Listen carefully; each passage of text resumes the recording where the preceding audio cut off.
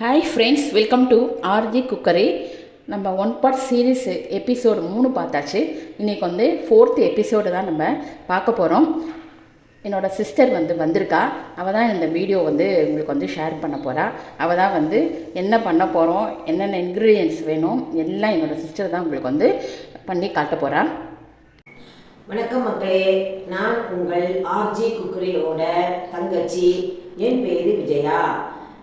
நான் இன்னைக்கு உங்களுக்கு செய்து காட்டப் போவது கோகனட் மில்க் தம் புலாவ். அதுக்கு உண்டான இன்க்ரீடியன்ட்ஸ் இப்போ பார்த்துடலாமா? இதுக்கு முதல்ல தேவை பாஸ்மதி ரைஸ். நான் இங்கே 2 கிளாஸு பாஸ்மதி ரைஸை எடுத்துரு ஒரு அரை மணி நேரத்துலேருந்து 3/4 மணி நேரம் வரைக்கும் ஊற வச்சுருக்கேன் நான். தென் அதுக்கு அடுத்தது தேவையானது ஸ்பைசஸ், அதாவது பே லீஃப் 2 பே லீஃபு, பட்டை கொஞ்சம், லவங்கம் கொஞ்சம், அப்புறமா இஞ்சி பூண்டு விழுது 1 ஸ்பூன். அவங்கவுங்க காரத்துக்கு தேவை மிளகா, பச்சை மிளகாய் எடுத்துக்கணும். அப்படி கீரை எடுத்துக்கோங்க. அதுக்கப்புறமா ஒரு கைப்பிடி கொத்தமல்லி, ஒரு கைப்பிடி புதினா, அப்புறமா வெங்காயம், நம்ம பிரியாணிக்கெல்லாம் நறுக்குவோம் இல்லையா, அது மாதிரி வெங்காயம் நீட்டமாக ஒரு மீடியம் சைஸாக இருந்தால் ஒரு 2 வெங்காயம் நறுக்கி வச்சுக்கணும். அதே மாதிரி பீன்ஸு ஒரு 100லேருந்து 150 கிராம் பீன்ஸு கொஞ்சம் சின்னதாக நறுக்கி வச்சுக்கணும். அதே மாதிரி கேரட்டும் 100லேருந்து ஒரு 150 கிராம் எடுத்துகிட்டு அதை செமி சர்க்கிளாக நறுக்கி எடுத்து வச்சுக்கணும். அதே மாதிரி தேங்காய் பால், நீங்கள் எந்த கிளாஸில் நீங்கள் அரிசி எடுக்கிறீங்களோ அதே கிளாஸில் தேங்காய் பால். இப்போ 1 கிளாஸ் அரிசி எடுத்திங்கன்னா ஒரு 1.5 கிளாஸ் தேங்காய் பால் தேவைப்படும். ஏன்னா இது தேங்காய் பால் தான் மெயின், அதுதான் டேஸ்ட்டு கொடுக்கும். அதுக்கப்புறமா தாளிக்கிறதுக்கு முதல்ல நெய் வேணும். 2லேருந்து ஒரு 3 ஸ்பூன் நெய் வேணும். நம்ம பார்த்துடலாமா எப்படி செய்யறதுன்னு? செய்முறை பார்த்துடலாமா? முதல்ல 2 ஸ்பூன் நெய் விட்டுக்குங்க.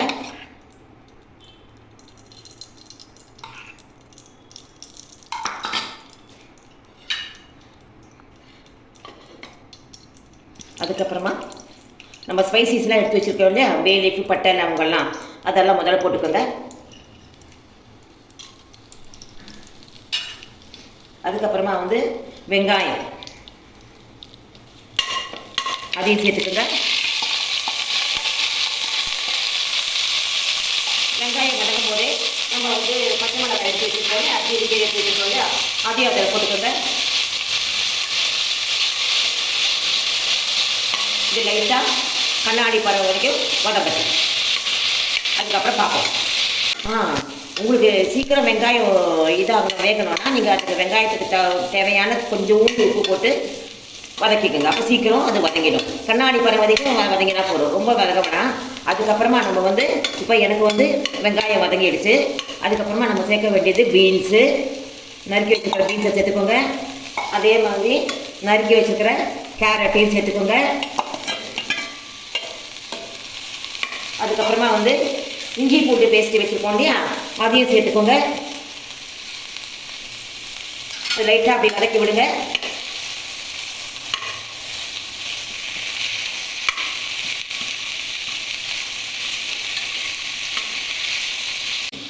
இதில் நான் இப்போ ஒரு 5 நிமிஷம் வதக்கினேன்னா காய்கறிலாம். அதுக்கப்புறமா ஒரு 1/4 கிளாஸ் தேங்காய் பால் எடுத்து வச்சுருக்கோம்ல, அதுலேருந்து ஒரு 1/4 கிளாஸ் தேங்காய் பால் இதில் விட்டுக்கிறேன். இந்த காய்கறி தேவையான அளவுக்கு கொஞ்சம் தண்ணி கூட சேர்த்துக்கோங்க.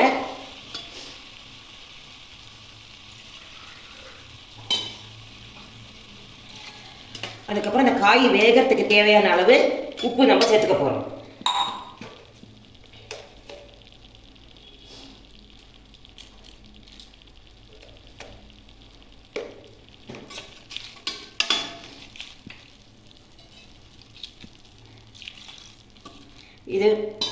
இது ஒரு கொதி வந்த உடனே உங்களுக்கு கையில் கிடைக்கிற அளவுக்கு கொஞ்சம் ஒரு கைப்பிடி அளவுக்கு புதினாவும், ஒரு கைப்பிடி அளவுக்கு கொத்தமல்லியும் அதில் போட்டுட்டு சிம்மில் வச்சுட்டு அந்த காய் கொஞ்சம் வேக விடுறதுக்கு அலோவ் பண்ணுங்கள். ஒரு கொதி வந்தோடனே நீங்கள் ஒரு கைப்பிடி அளவுக்கு புதினா போட்டுக்கோங்க. அதே மாதிரி ஒரு கைப்பிடி அளவுக்கு கொத்தமல்லியும் போட்டுக்கோங்க. ஒரு கலரி விட்டுட்டு அதை நீங்கள் சிம்மில் வச்சுட்டு கொஞ்சம் காயை வேகிறதுக்கு அலோவ் பண்ணுங்கள். காய் 5 நிமிஷம் வேக விட்டேன், நல்லாவே வெந்திருக்கு காய். அதுக்கப்புறம் நம்ம வாஷ் பண்ணி வச்சுருக்கிற பாஸ்மதி ரைஸை அதில் போட்டுக்கோங்க.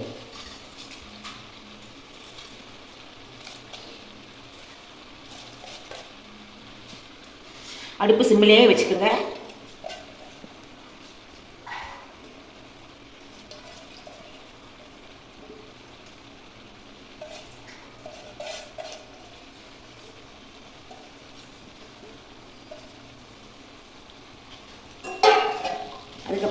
மெதுவாக இந்த காயோடு சேர்த்து இந்த பாஸ்மதி ரைஸையும் லைட்டாக கலந்து விட்டுருங்க.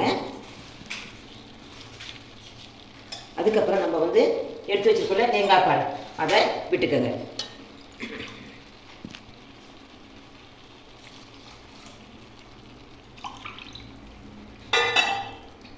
நான் 2 கிளாஸ் எடுத்துருக்கேன் இல்லையா, அதனால் 3 கிளாஸ் தேங்காய் பாலோடு சேர்த்து 3 கிளாஸு தண்ணி இதில் விட போகிறேன். அதுக்கப்புறமா அடுப்பை வந்து ஹை ஃப்ளேமில் வச்சுக்கணும். ஒரு 2 நிமிஷம் வச்சுக்கோங்க ஹை ஃப்ளேமில். இப்போ நம்ம காய் வேகத்துக்கு தனியாக உப்பு போட்டிருந்தோம். இப்போ வந்து அரிசிக்கு தேவையான அளவு உப்பு அதில் நம்ம சேர்த்துக்கணும்.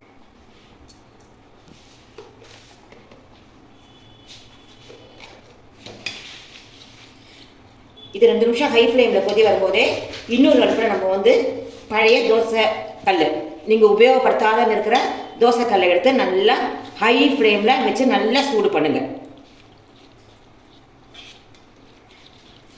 ஒரு 2 நிமிஷம் கொதிக்க விட்டுமா, நல்லா கொதி வந்துடுச்சு. இந்த கொதி வந்தோடனே திருப்பியும் கைப்பிடி அளவுக்கு புதினா அவங்கவுங்க டேஸ்ட்டுக்கு தகுந்த மாதிரி போட்டுக்கோங்க. நல்ல ஃப்ளேவர் இன்னும் வேணும்னா இன்னும் புதினா போட்டுக்கலாம். அதே மாதிரி ஒரு கைப்பிடி அளவுக்கு கொத்தமல்லி போட்டுக்கோங்க. போட்டுட்டு ஒரு கலக்கி விடுங்க. அதுக்கப்புறமா நம்ம வந்து இது மேலே வந்து ஒரு 2 ஸ்பூன் நெய், நிறைய வேண்டாம், ஒரு 2 ஸ்பூன் மட்டும் நெய்யை விட்டுக்கோங்க. நெய்யை விட்டுட்டு இந்த கலக்கிட்டு ஒரு 2 நிமிஷம் ஹை ஃப்ளேமில் வச்சுட்ருங்களா. அதுக்கப்புறமா இந்த அடுப்பை ஆஃப் பண்ணிவிட்டு நம்ம வந்து பக்கத்தில் அடுப்பில் வந்து நம்ம இது வச்சு கடாய் வச்சுருக்கோம், நல்லா ஹீட்டில் வச்சுருக்கோம். அதில் வந்து இதை தூக்கி அதில் அந்த கடாயில் வைங்க. இதை வந்து நல்லா ஹீட்டாக இருக்கிற தோசைக்கல் மேலே வச்சுட்டு அடுப்பை வந்து எவ்வளோ சிம்மில் வைக்க முடியுமோ அவ்வளோ சிம்மில் வைங்க. அவ்வளோ சிம்மில் வச்சுட்டு புகை வெளியில் போகாத அளவுக்கு நல்லா மூடியை போட்டு மூடிட்டு அது மேலே ஒரு வெயிட்டை வைங்க.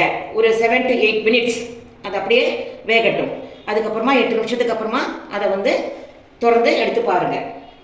இப்போ வந்து 8 நிமிஷம் ஆச்சு. 8 நிமிஷத்துக்கு அப்புறம் நம்ம வந்து அதை திறந்து பார்க்கலாம், வெந்திருக்கான்னு திறந்து பார்க்கலாம். நல்லாவே வெந்திருக்கு. சிலவங்களோட அரிசி வந்து 8 நிமிஷத்தில் வேகாது. அதனால் நீங்கள் என்ன பண்ணணும், 8 நிமிஷத்துக்கு அப்புறமா திறந்து பாருங்கள் தேவையான அளவு தண்ணியெல்லாம் கரெக்டாக இருக்கா, இல்லைன்னா அடி பிடிச்சிடும் இல்லையா. அதனால் வந்து திறந்து பாருங்கள். இன்னும் உங்களுக்கு வேகணும் அப்படின்னு தோணித்துன்னா இன்னும் கொஞ்சம் ஒரு 1/4 கிளாஸ் கிட்டக்க தண்ணி அப்படியே விட்டுட்டு நீங்கள் என்ன பண்ணணும், திருப்பியும் வந்து அதே அடுப்பில் சிம்பிளை வச்சுட்டு ஒரு கலரிட்டு ஒரு 2 மினிட்ஸ் 2 to 3 மினிட்ஸ் அப்புறமா வச்சுருங்க. அதுக்கப்புறமா ரொம்ப வேக விட்டிங்கன்னா அதுக்கப்புறமா வந்து அரிசியெல்லாம் நல்லா குழஞ்சி போயிடும். அதுக்கப்புறமா அது வந்து புலாவ் மாதிரியே இருக்காது. இப்போ வந்து கரெக்டாக அது எல்லாமே சூப்பராக நல்லாவே வெந்திருக்கு. இதுதான் மக்களே கோகோனட் மில்க் தம் புலாவ். அவ்வளோதான். தேங்க்யூ. டேஸ்ட் பார்த்துடலாமா? ஆஹா, சூப்பர். இதுக்கு நீங்கள் தொட்டுக்கிறதுக்கு ஒன்றும் தேவையே இல்லை. இருந்தாலும் ரைத்தா இல்லைன்னா அப்பளம், சிப்ஸு எது வேணாலும் நீங்கள் தொட்டுக்கலாம். காலிஃப்ளவர் பக்கோடா, பிரிஞ்சால் ஃப்ரை எது வேணாலும் தொட்டுக்கலாம். அப்படி பிரமாதமாக இருக்குது. ஒன்றுமே இல்லைனாலும் பரவாயில்ல. இது பிகினர்ஸ்க்கெல்லாம் ரொம்ப யூஸ்ஃபுல்லான ஈஸியான ரெசிபி. தயவு செஞ்சு இதை ட்ரை பண்ணி பாருங்க. என் சேனலை முதல்ல பார்க்குறவங்க ப்ளீஸ் சப்ஸ்கிரைப் மை சேனல். அதே மாதிரி டபுள் டேப் பண்ணிக்கோங்க, லைக்ஸை போடுங்க, வியூவர்ஸ் இப்போ ஜாஸ்தி பண்ணி கொடுங்க. எப்போதும் உங்களோட தயவு எங்கள் இந்த சேனலுக்கு ரொம்ப தேவை. தேங்க்யூ.